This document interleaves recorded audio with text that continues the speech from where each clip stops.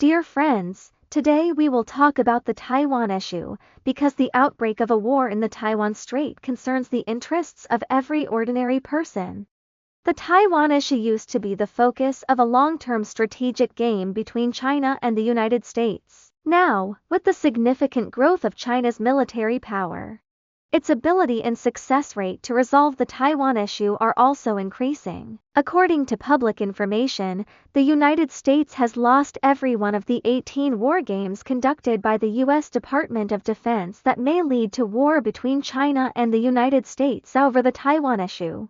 There is no need to question the accuracy of the above information. The current Secretary of Defense of the United States has also publicly admitted that, given his knowledge of public sector affairs, including military affairs, it is no secret that within the limited waters of Taiwan, the CCP's military power already has an absolute advantage to defeat the rushing U.S. military. This can also be further confirmed by the tendency of the new U.S. national security strategy to push the Western Hemisphere initiative to the forefront. However, the Taiwan issue has not been alleviated by the strategic balance between China and the United States. On the contrary, it has become more dangerous since last year, which of course was triggered by the radical Taiwan independence movement of Taiwan's ruling Democratic Progressive Party. Here, we must emphasize that whether you support Chinese reunification or Taiwan independence, this is a matter of position, but this basic fact cannot be ignored because of position.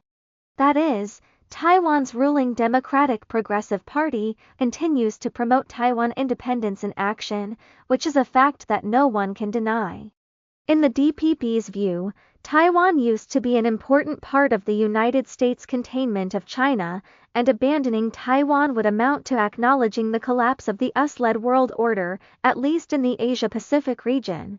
Then democratic regimes such as Japan, South Korea, the Philippines, and Singapore endorsed by the United States will inevitably be endangered by China's authoritarian government. Like dominoes, the United States will eventually lose its world leadership.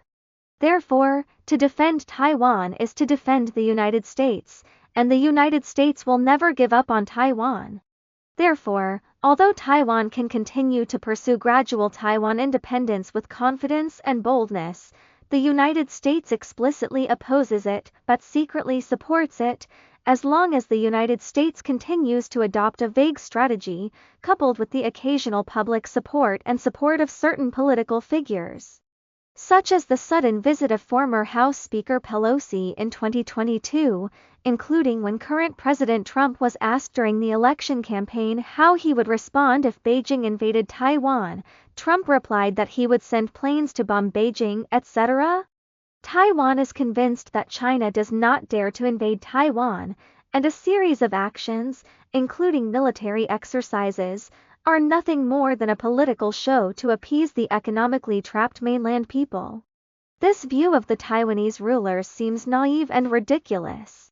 First of all, China has been engaged in large-scale manufacturing and deployment of military equipment for many years now, and there is no sign of it stopping. If you take this as a political show by China, it is no longer a question of insufficient political ability, it is really a blind idiot. Moreover, if ordinary people really want to know the attitude of ordinary people in China towards solving the Taiwan issue, just go to the mainland in person and ask ordinary people on the streets to know, rather than being induced or coerced by politicians from all sides or the media with tendencies. On this point, Taiwan's Kuomintang is sober, because too many Kuomintang people have gone to the mainland for exchanges or visits.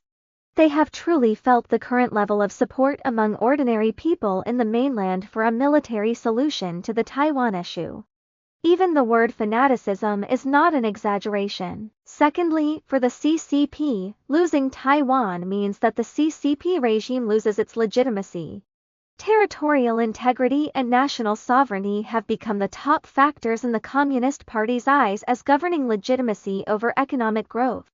Because economic growth is cyclical, which is the law of world economic development, no country is immune. But losing territory, especially without war, has never happened in Chinese history. No matter how weak the national power of the successive dynasties is, when they encounter the invasion of territory and will lose it, they will inevitably send troops to intervene. As for victory or defeat, it is a matter of military strategy and ability, not a matter of life and death strategy. Far from saying that occurred in the King Guangxu years, General So's expedition to recover the land in Xinjiang took place in the Qing dynasty when the national strength was weak, and even military expenses were self-raised. Therefore, if the Communist Party of China wants to retreat without a fight on the issue of Taiwan independence, it is not understanding China's history. Rising up troops to fight, losing and being forced to cede land is not as skilled as others. The regime can survive, but it is expelled without fear. The regime will soon collapse. The Communist Party of China knows this very well. Third, if the Communist Party of China invades Taiwan and the United States does not help, of course, it will cause great damage to the leadership and reputation of the United States in the world. But after all, the Taiwan Relations Act issued by the United States does not specify that if Taiwan is invaded by China, the United States should send troops to protect it, which is different from the treaties signed by countries such as Japan and the Philippines. Moreover, if the United States sends troops to the Taiwan Strait to fight a war with China in the Taiwan Strait, in case of defeat, don't think it's impossible, but it's very likely. In the case that neither China nor the United States uses nuclear weapons, the United States has no chance of winning a war with conventional troops and weapons in this particular region. I think the top military leaders of the United States and China have mutual control of each other's military capabilities, which is why there were drills and military exchanges and contacts last year. In the Taiwan Sea, the impact and consequences of the defeat of the United States by China are much greater than those of not sending troops to support Taiwan. So, again and again, in the case of only the United States, including Japan, providing support, the United States has no chance of winning in terms of military power. Of course, it would be a different story if it united NATO members, which is one of the key factors why China is not currently in a hurry to resolve the Taiwan issue, which I will discuss in my next episode. Of course, no peace-loving person should support a military solution. What's more, Taiwan is a wealthy place of democracy and freedom. So is there a solution that all parties can accept? Yes. This responds to the theme of this article. The current predicament in Taiwan is a major mistake in the strategy of the United States for many years. Rethinking and correcting strategic mistakes will require America's politically astute leaders to take up the task. Today, President Trump of the United States has the ability, but I don't know if he has the courage. Back then, when the United States established diplomatic relations with the Chinese mainland, it was unwilling and lucky to support the Kuomintang government of the Republic of China, or it was explicitly needed to contain the Communist Party. In addition to forming the well-known island chain effect of containing China, the ruling Kuomintang still considers itself a Chinese. In addition, China's national strength, especially its military capabilities, was still weak at that time, and it did not have the strength to invade Taiwan by force at all. The so-called vague policy naturally became effective nonsense when the CCP's capabilities were insufficient. Therefore, the United States can be said to have achieved multiple goals with one stone, only the benefits have no cost. It can not only contain China, but also sell weapons to Taiwan for profit, and there is no need to worry about China's armed invasion of Taiwan.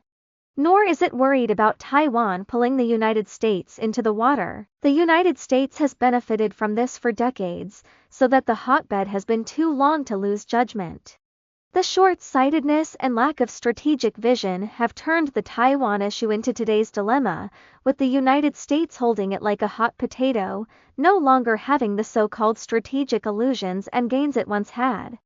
While China's economic development has increased its national strength, it has begun to develop, research and deploy advanced weapons on a large scale. Coupled with the continuous stimulation of some short-sighted politicians in the United States, China has kept a low profile and bided its time to catch up and continuously improve its military strength.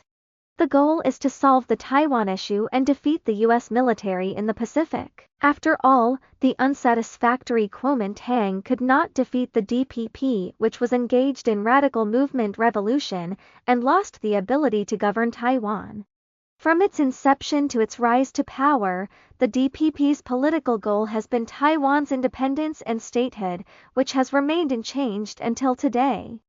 After years of development, the situation on both sides of the Taiwan Strait has become very different from the strategy originally envisioned by the United States.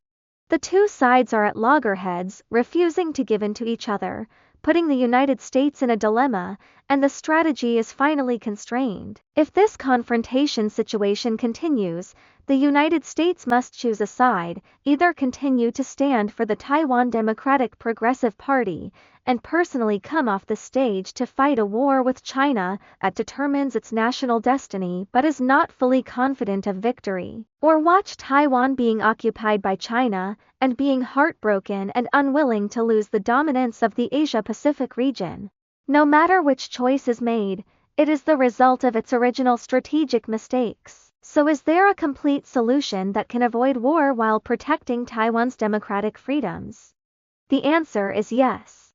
That is, the United States publicly recognizes that Taiwan is a part of the People's Republic of China, Taiwan exercises a high degree of autonomy, and maintains the status quo of the regime, including the military and police. The United States, China, and Taiwan sign legal documents to fix the above results in the form of treaties and legal documents. No party can violate the agreement, otherwise it will bear serious consequences. Many people saw this and thought that I must have lost my mind and talked nonsense. Please don't mock me, please allow me to elaborate.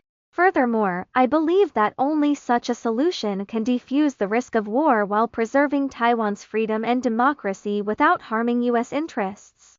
First of all, on the Chinese mainland, as early as the Deng Xiaoping period, the above-mentioned approach to the settlement of the Taiwan issue was proposed.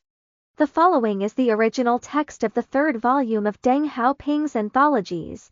Now consider further, the principle of peaceful coexistence may also be a good way to solve some problems within a country. Based on China's own practice, we propose a one country, two systems approach to solve the problem of China's reunification. This is also a kind of peaceful coexistence. We resolve the Hong Kong issue and allow Hong Kong to retain the capitalist system unchanged for 50 years. This is also the principle for resolving the Taiwan issue. Unlike Hong Kong, Taiwan can still keep its military. The Taiwanese authorities' proposal to unify China with the Three Peoples' Principles is at least too unrealistic. Can the current system of Taiwan, with a population of more than 10 million, unify the mainland with a population of 1 billion? We have repeatedly advised the Taiwan authorities not to think like this, but to come up with a method where you don't eat me and I don't eat you. The mainland, with a population of 1 billion, is determined to engage in socialism, Taiwan can engage in its capitalism, and Beijing will not send people to Taiwan. Therefore, Deng Xiaoping has long had a similar explanation for the plan I proposed above. Taiwan, as a special administrative region of the People's Republic of China, has its own military and political system, and nothing remains the same, while China receives nominal unity and dignity, which is actually similar to the vassal state nature of the Chinese feudal empire. Under the rules of Confucian culture, Chinese monarchs of all dynasties have a good face. In history, each vassal state was only a nominal vassal state. The Chinese Empire gave vassals far more than they paid tribute, sometimes even ceding lands and cities as a gesture of friendship. This arrangement will still be accepted by the Communist Party of China headed by Xi Jinping. For Taiwan, the title of the Republic of China or Taiwan is lost, but the core democratic and liberal political system has not changed. Because of its identity, internal affairs and exchanges within a country, in the current trend of democratic development in the world, Taiwan will definitely be able to reverse influence the thinking and consciousness of the mainland people. With the mainland people praying for more political rights and freedom of speech, Taiwan's political model will gradually disintegrate the authoritarian governance of the mainland, and it can really realize the Three Peoples' Principles to unify China in silence. Of course, there must be some people, not only Taiwanese, but also many who regard the reputation of the Republic of China and the name of Taiwan as their lives, believing that without these titles, Taiwan would lose everything. However, there is no perfect solution to the world. The existing system remains unchanged, and only the nominal loss of the so-called name of the country is lost. Compared with the destruction of war or the implementation of authoritarian governance on the mainland, the Taiwanese people enjoy the blessings of freedom and democracy. Moreover, Taiwan and the mainland were originally the scourges left over from the Civil War. The wealth foundation of the economy and people's livelihood development that the Taiwanese people are proud of was taken away from the mainland by Chiang Kai-shek, which is the commonwealth of the people on both sides of the strait.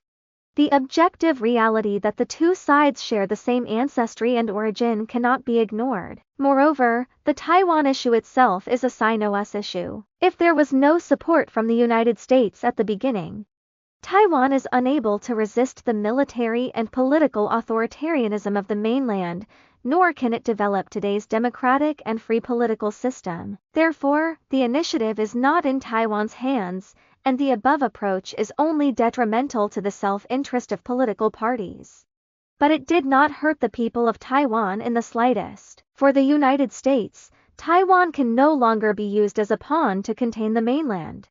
Of course, in fact, today's so-called island chain containment is meaningless in today's era of China's military strength, and the United States should be able to accept this reality. The most important role of the United States is to be a witness and the ultimate guarantor and monitor the behavior of both parties. In this way, the United States has actually become the referee and supervisor of both sides of the strait, and it has more legal legitimacy. Its status and power in international politics have not been substantially weakened, but rather strengthened. Of course, in today's very different governing concepts of the two parties in the United States, how to prevent and ensure the subsequent rotation of political parties in the United States, and the damage to this agreement when the competition between China and the United States is intense. After Taiwan has been owned and identified with China, there should not be much waves. If only forward-looking politicians in the United States could reach the above-mentioned agreement with China on the Taiwan issue when China and the United States established diplomatic relations, Taiwan would not have evolved into today's crisis. Unfortunately, the United States was too realistic at that time, and the establishment of diplomatic relations with China was only a strategy to deal with Soviet expansion. Asking China to help deal with the Soviet Union and containing China, which is also a communist ideology, will never come up with a complete solution to the problem. But now, at a time when the Taiwan Strait is in danger, even based on the United States' own interests, it should also be led and solved from a strategic level. It is not too late to make amends. President Trump of the United States has established a personal trust with Chinese President Xi Jinping. He should step forward to resolve the Taiwan issue once and for all. If he can, it will be a blessing for all Chinese people. It is also a blessing to the world's democratic and free political system.